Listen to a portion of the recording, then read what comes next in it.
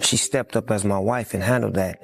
And it's been many times where I've been at my lowest, and she's always been the strongest to get me back up to like, get back out there. You gotta get back out there and do what you do. Don't worry about what's happening over here. I'm gonna handle it. This wasn't a press release or a police statement. It was the kind of quiet talk that moves through private rooms, industry dinners, and late-night conversations. The type that lingers until a rumor stops feeling like a rumor and starts sounding like a real storyline. Most people already knew, even if nobody said it out loud. And every version of this story keeps circling back to the same trigger, the same repeated detail, the same name pulling the narrative in one direction: Shantae. According to the chatter, Snoop Dogg wasn't just casually upset with Sean Diddy Combs. The way insiders frame it feels much darker and far more personal than anything the public ever saw on camera. This wasn't about money, power, or a business issue. The word people keep using is betrayal. More specifically, the idea that Shantae's name was dragged into Diddy's private world without consent. What made this theory stick is that it didn't show up and disappear like most online rumors. It spread slowly, like a fuse burning down. People described it as a serious line being crossed, something that once it reached Snoop could only push things in one direction. Then the timeline locked in. In March 2024, Homeland Security raided properties linked to Diddy in Los Angeles and Miami, turning online talk into something that felt real. By September 16, 2024, Diddy was arrested. Those dates are the backbone people used to build the theory connecting Snoop to the fallout. By the time the arrest went down, the online version of the story claimed Snoop and Diddy were already in total silence. No calls, no messages, no public overlap for months. People say something cracked way before anyone on the outside noticed, and the breaking point wasn't a headline or a raid. It was Shantae. Not a confession, not a recording, not anything written down, just an allegation that spread fast because it hit the most protected part of a public image. The claim floating around was that Shantae's name got tied to Diddy's after-hours orbit in a way Snoop supposedly saw as unforgivable. And once people believe a marriage is being tested, they start hunting for motives everywhere. That's when the question shifted. Folks stopped asking if something happened and started asking how a federal case became so detailed. This wasn't just gossip about a scandal. People focused on specifics. They talked about logistics, locations, coordination, and trails left behind. Same kind of extortion that we heard when Cassie took the stand and testified on that airplane ride back from France. Diddy said, "You don't do a freak-off, I'm going to release one of the freak-off videos that you are profiled in and humiliate." That level of structure made outsiders feel like the dots didn't connect themselves. It looked like someone on the inside had to help line things up. That's where the theory bends towards Snoop. Their legacies come from the same golden era of hip-hop, and their circles overlapped for decades. But sources have long hinted that behind the smiles was quiet competition. Snoop built his brand on longevity, loyalty, and constant reinvention. Diddy built his on control, spectacle, and dominating every room. When Diddy's legal storm turned into a public collapse, the rumor that wouldn't die was this: investigators didn't land on all that detail by luck. The talk says someone with reach, memory, and access quietly nudged them toward the right dates, the right doors, and the right people. In the theory version of events, Snoop wasn't the headline. He was the compass, the one quietly guiding direction instead of standing in front of the spotlight. But to understand why Shantae's name carries so much weight, you have to understand what she represents in his world and why the internet treats her like the one boundary nobody should ever cross. This story doesn't start in a courtroom, it starts at home. It starts with a marriage. Shantae Broadus was born and raised in Long Beach. She met Snoop Dogg, real name Calvin Broadus, long before fame ever entered the picture. They were teenagers at Long Beach Polytechnic High School, went to prom together, and built real history before money, cameras, or pressure showed up. They married in June 1997 and became one of the rare long-standing relationships in an industry built on temptation and chaos. Shantae was there during the death row era. She was there when alliances shifted and bridges burned. She stayed through every reinvention as Snoop transformed from rapper to global brand. In 2021, she officially stepped into the role of manager, overseeing business ventures, television moves, and major brand deals. Snoop has openly described Shantae as his final gut check, the last voice he listens to before signing anything. The one person who can say no when everyone else is shouting yes. Turmoil and the stuff that I put her through, in my journey on becoming successful because I had no understanding of what I was doing her, how I was hurting her. So when people online claim Shantae's name was dragged into Diddy's orbit, it doesn't hit like random gossip, it lands like an attack on the foundation. That's why the theory says Snoop didn't need proof the way the internet demands proof. He only needed something believable enough to treat as a threat. And once it became a threat, the rest turned into strategy. Then another voice jumped into the mix and kept pressing the same sore spot. Suge Knight resurfaced in early 2024, speaking from behind bars through interviews and podcast chatter. One moment kept circulating because it was meant to sting. A photo, a line, a slick jab aimed straight at Shantae, the marriage, and Snoop's pride. Some brushed it off as desperate noise. Others believe Suge Knight knew exactly which nerve to hit, not because he cared about truth, but because he wanted a reaction. And the reaction wasn't loud, it was quiet. Behind the scenes, Snoop Dogg was described as distant, focused, colder than usual, like someone choosing silence over public sparring. Then the raids happened, then the arrest.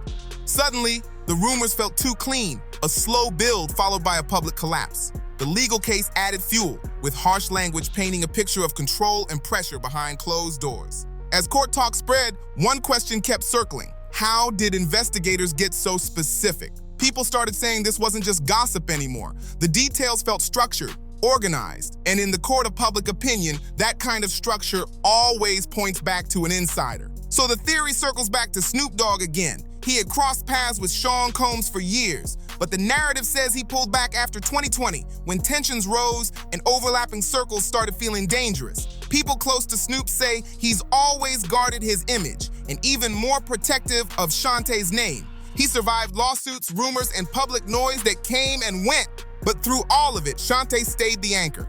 By late 2023, she was managing major deals and expanding the brand even further. So in this theory, pulling her name into Diddy's private world wasn't just disrespect, it was crossing a line. And once that line was crossed, retaliation wasn't loud, it was calculated. Snoop stayed calm in public, but insiders claimed he was heated behind the scenes. Weeks later, talk surfaced that federal investigators contacted a major industry figure tied to Diddy's network. When the arrest hit in September, the description had the internet drawing one conclusion fast. A longtime West Coast icon turned entrepreneur. And from there, the rumors exploded. The theory says cooperation wasn't about revenge, it was about protection. People argued that stepping in could shield family from getting pulled into the blast radius, and that brings everything back to Shantae again. Public sympathy stayed with her. She spent nearly 3 decades balancing loyalty and independence as the quiet force behind Snoop Dogg's empire. By early 2025, the internet started reading into everything. Solo photos of Shantae, captions leaning on words like trust and truth. Nothing proven, but enough for online theories to stack higher. Then Suge Knight kept poking, hinting and daring people to question what they thought they knew. Snoop stayed silent as the court phase played out in New York. He avoided cameras, shut down questions, and appeared publicly only once in March 2025. To casual viewers, it looked like distance. To theory watchers, it looked like control, especially when prosecutors mentioned third-party communications and unusually specific logistics. And once people heard that, the same question hit fast. Who supplied them? None of this was ever proven the way the internet swore it was, but it got repeated so much that it became part of the narrative. Then real court results landed in July 2025. Sean Combs was found not guilty on the most extreme charges people expected, but guilty on 2 transportation-related counts, which shocked a lot of watchers. By October 2025, sentencing followed. 50 months in prison and a heavy financial penalty. After months at the Metropolitan Detention Center, he was transferred to Federal Correctional Institution Fort Dix, a detail that made the timeline feel current. As of early 2026, the appeal is still active, with a projected release date floating around May 8, 2028. Then, another signal dropped. In early 2026, Diddy's Beverly Hills home was reportedly pulled from the market again. To the internet, that meant one thing: this story isn't over yet. And somehow, the rumors still circle back to Shantae. The story people keep pushing isn't just that Diddy fell, but that he fell for a reason. And that reason connects back to the broadest marriage. Insiders whisper that Snoop Dogg is quietly satisfied, not loud, not celebratory. Powerful figures don't take victory laps. They stay calm while someone else collapses. But even in that version, there's a shadow. If Snoop's motive was protecting Shantae, why do whispers still follow him?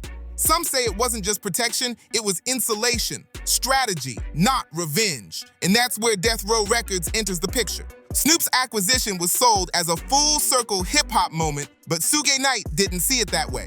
From prison, he framed it as theft, questioning the paperwork and the process. In hip-hop, claims like that aren't random, they're positioning. Observers noticed how fast the brand cleaned up, went mainstream, went family-friendly. To some, it looked like redemption. To others, it looked like distance. Quiet separation from Diddy, meant to keep the broadest brand untouched while everything else burned. Being seen on the safe side of the line, ally instead of target, protects business, deals, and future access. That's the kind of move people expect from executives, not rappers. But Snoop Dogg has blurred that line for years, and Shantae Broadus sits right at the center of that business identity. To the public, she looks like the loyal wife pulled into drama. Insiders paint a different picture. As Snoop's manager, Shantae isn't passive. They say she pushed for cleaner lanes, safer positioning, and long-term stability. So when allegations around Sean Combs started spreading, some claim Shantae advised distance legally and morally. That's where the question sticks. Was she reacting or preparing? Protecting her husband or making sure the broadest brand stayed untouched while the storm hit somewhere else? If true, it flips the entire perception. Not a victim, but a strategist. And that paradox is exactly why this narrative won't die. The case against Sean Combs wasn't built on one lawsuit or one voice. It came together through timelines, corroboration, and structured details, the kind that make people believe more stories are still buried. That's why Suge Knight keeps stirring the pot. He teased a tell-all book, claiming it would expose who really sold out who. He hinted that Snoop Dogg's rise from death row artist to global businessman came through deals most people never saw. Many brushed it off as prison talk, until whispers surfaced about subpoenas tied to old death row connections and financial records. Suddenly, Suge's rants sounded less random and more like someone trying to get ahead of the fallout. If that book ever drops, it could shake the industry all over again. Meanwhile, Snoop fortified his empire as Diddy's world collapsed in public. At sentencing in fall 2025, Diddy appeared worn down, admitting he lost control to excess. Prosecutors painted a picture of influence and fear holding his inner circle together until it finally cracked. Witnesses spoke about private encounters that blurred the line between loyalty and exploitation. The conviction didn't land how many expected, but symbolically, it flipped everything. The mogul who once controlled rooms full of stars was now inside the system, later transferred to Federal Correctional Institution Fort Dix. That contrast is why the industry keeps whispering. While Sean Combs wakes up to counts and steel doors, Snoop Dogg wakes up to board meetings, family dinners, and an empire stretching across music, TV, and business. It's a reversal that makes people wonder if Snoop outplayed a system that once threatened everyone, or if he simply learned how to survive through timing, distance, and silence.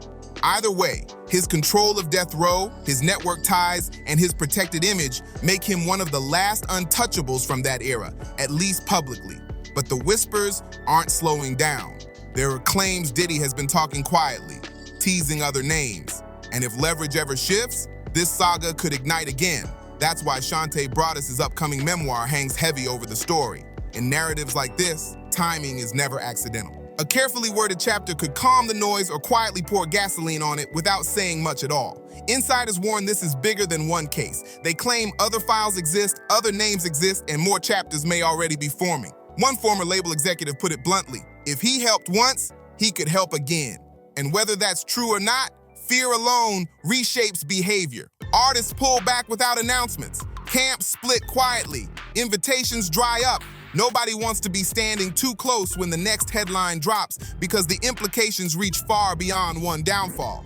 This isn't just revenge versus punishment. It looks like a possible reckoning for the entire hip-hop establishment. A generation that thrived on swagger and secrecy now faces an era where nothing stays buried. At the center of it all, people keep pointing to Snoop Dogg and Shantae Broadus, framed as twin pillars of legacy and loyalty, both holding knowledge that could shake the culture they helped build.